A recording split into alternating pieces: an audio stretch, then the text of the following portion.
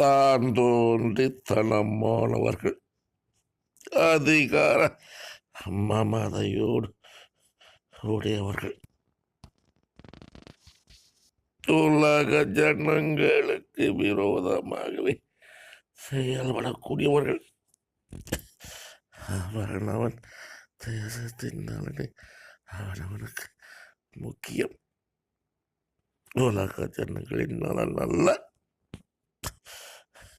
அவர்களுக்கு விரோதமாகவே நான் என் கரத்தை நீட்டிக் கொண்டிருக்கிறேன்.